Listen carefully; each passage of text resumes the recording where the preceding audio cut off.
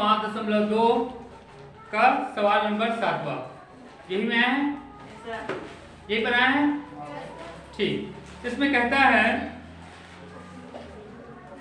विमला, इसके बाद बताएंगे, ठीक है। विमला और सरिता की आयु में 7:5 का अनुपात है। 4 वर्ष पश्चात उनकी आयु का अनुपात 4:3 हो जाएगा।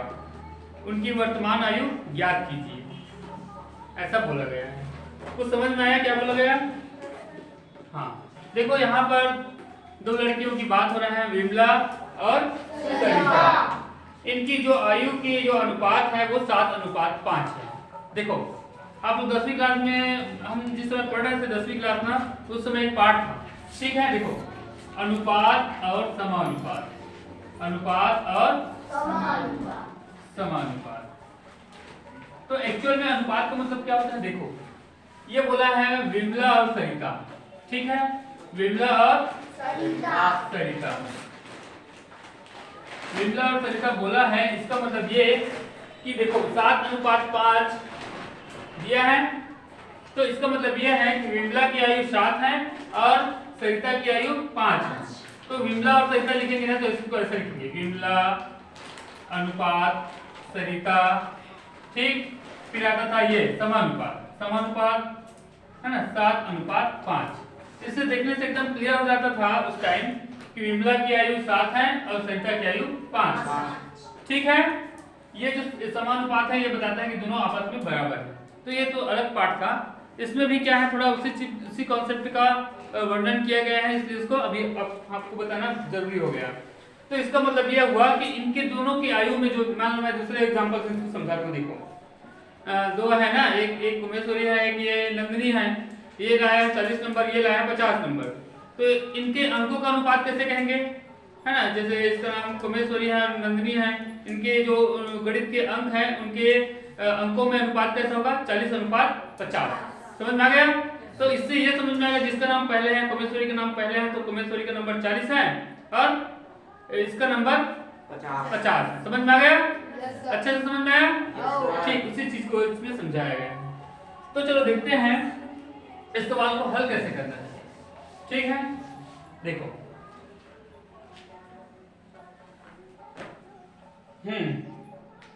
देखो, तो देखो हम यहां पर सबसे पहले मानेंगे, है ना, हल सवाल नंबर 7वां, प्रश्नावली 5.2, ठीक। हाँ, माना विमला की आयु, माना विमला की आयु, विमला की आयु, इसमें माना भी लिखेंगे, दिया है, दिया है, ठीक। विमला की आयु 7, ये 7x हो जाएगा। और सरिता की आयु, सरिता की आयु ये 5x, ठीक है। अब देखो 4 वर्ष के बाद बोलता है, प्रश्नानुसार थोड़ा आगे पढ़ते हैं, तो 4 वर्ष के बाद उनकी आयु का अनुपात हो जाता है 4:3। अभी देखो ये जो 7x है और ये जो 5x है वो अभी क्या है, ठीक है, ठीक। तो 4 वर्ष बाद, 4 वर्ष बाद का मतलब क्या हो जाएगा पता है? देखो 4 वर्ष बाद का मतलब ये है कि इसमें जो 7x है ना उसमें 4 ऐड हो जाएंगे और जो 5x है ना उसमें भी 4 ऐड हो जाएंगे 4 वर्ष बाद। मान लो ये करण है, करण की आयु अभी 15 वर्ष है, तो 4 वर्ष बाद कितना हो जाएगा? करण की वर्तमान आयु 15 वर्ष है, मान लो 15x, तो 4 वर्ष बाद कितना होगा? +4 होगा, नहीं होगा? +4 होगा, नहीं होगा? मतलब आयु जुड़ेगा कि घटेगा? कब जुड़ेगा? जब 4 वर्ष बाद कहा जाएगा तब, 4 वर्ष पश्चात कहेगा तब।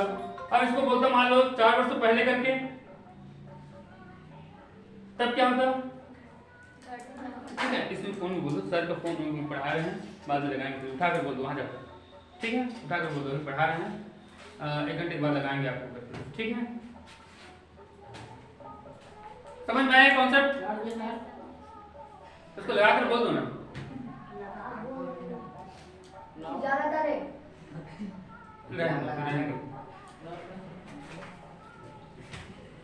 समझ में आया ये बात? समझ में आया? ठीक, इसको फिर देखो आगे क्या होगा। प्रश्नानुसार लिखेंगे, प्रश्नानुसार 4 वर्ष बाद, 4 वर्ष बाद किसकी पहले करेंगे? विमला। 4 वर्ष बाद विमला की आयु, विमला की आयु अभी कितना है? 7x। तो 4 वर्ष बाद विमला की आयु हो जाएगा कितना? 11x। हाँ? 11x। गलत। 7x plus 11, 4। 7x प्लस 4 बताया था ना। करंट की आयु बताया था, करंट की वर्तमान में 15 है ना? तो ये हो जाएगा, मान लेंगे 15x है, तो 4 वर्ष बाद कितना होगा? कितना होगा? होगा कि नहीं होगा? और 4 वर्ष पहले बोलता तो 15x - 4 होता, पहले बोलता तो बात बोला मतलब 4 साल के बाद तो 4 जुड़ेगा उसमें। समझ में आ रहा है? क्या है? तो विमला की आयु 4 वर्ष बाद कितना हो जाएगा? 7x plus 4।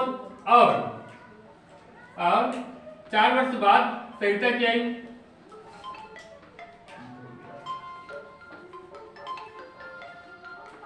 ठीक है?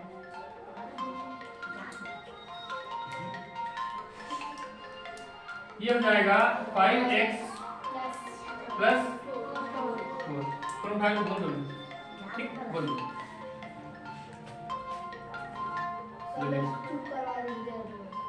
हाँ, वहाँ जाओ।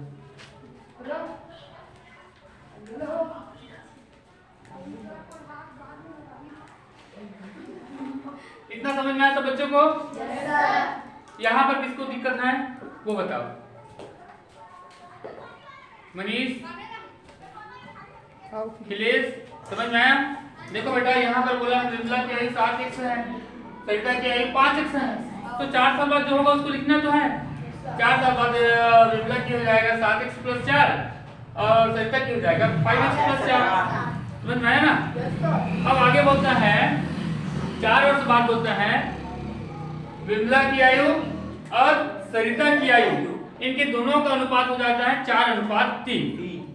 मतलब देखो इसको फिर इसको सिंपल तरीके से लिखेंगे। ये देखो 7x प्लस 4 क्या है?